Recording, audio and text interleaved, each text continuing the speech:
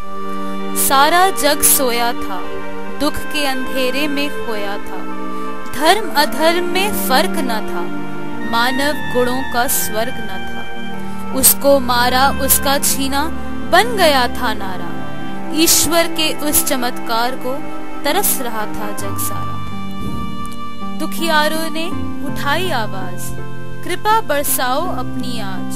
हिंसा का नाश करो, हे प्रभु हमारी प्रार्थना स्वीकार लो। सारा समा बदल गया, अधर्म का सिंहासन जैसे हिल गया।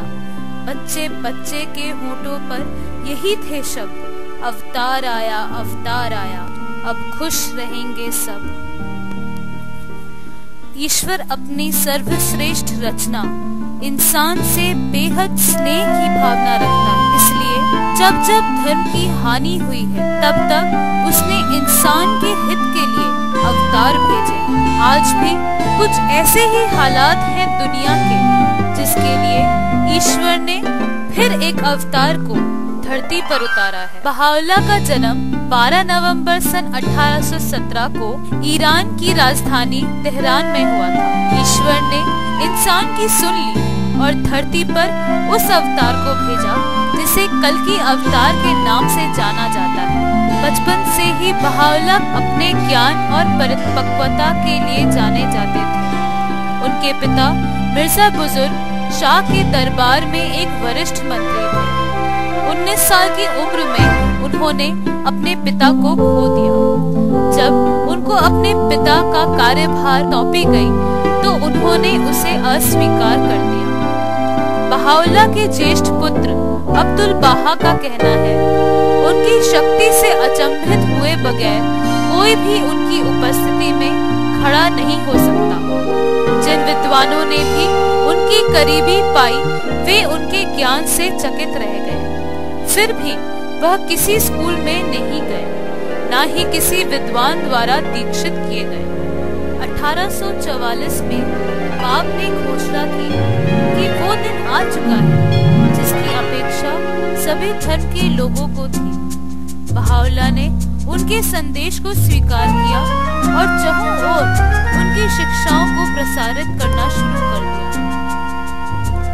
इस तरह से कई लोगों ने इस धर्म को स्वीकार किया और जैसा कि पूर्व अवतारों के साथ घटित हुआ, पाखंड धर्म नेता और शासक विरोध में उठ खड़े हुए और बाप को शहीद करते हुए बहाउल्लाह को जंजीरों में बंद कर लिया और उन्हें सियाचाल के घोर अंधेरों में ढकेल दिया।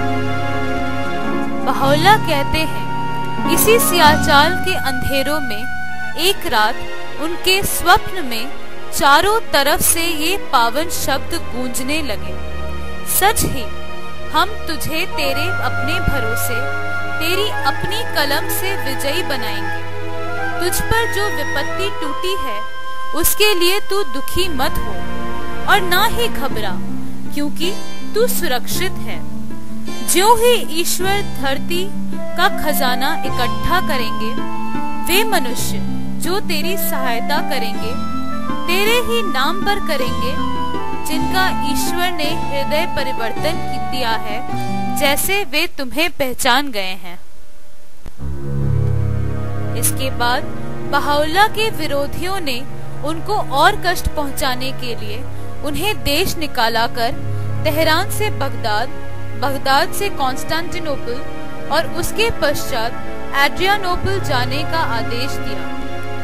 उन्हें जहां भी भेजा गया, भारी मात्रा में लोग उनके शब्दों से प्रभावित हुए और प्रभु धर्म को स्वीकारा। एड्रियानोपल से उन्होंने सभी शासकों को पत्र लिखा और अपने अवतार होने की घोषणा की।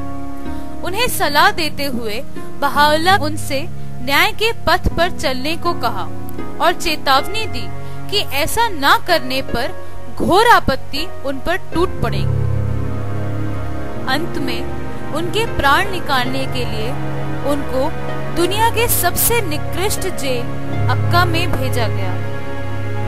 शुरू में वहां के निवासी और शहरी प्रशासन के व्यक्ति उन्हें बहुत ही क्रूर नजरों से देखते थे, लेकिन जल्द ही ये क्रूरता प्रशंसा और आदर में बदल गई। बहाउल्लाह ने अपने जीवन के अंतिम वर्ष अक्का के बाहर बाहजी मैंशन में बिताया, जहां पर उन्होंने अपने बहुमूल्य ज्ञान को किताबों के रूप में रचा। उनमें से एक पवित्र किताबे अक़दस है। सन 1890 में professor Edward Granville Browne Bahaullah से 4 बार मिले।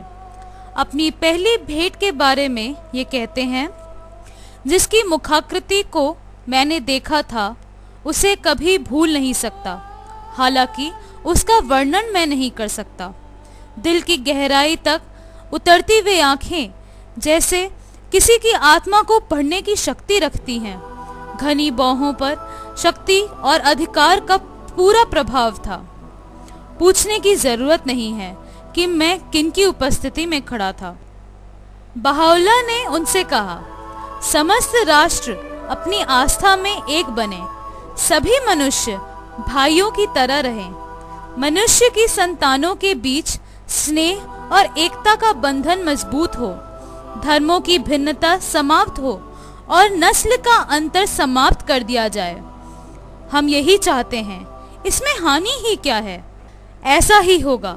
ये निरर्थक विवाद, ये विनाशकारी युद्ध समाप्त हो जाएंगे और सर्व महान शांति आएगी।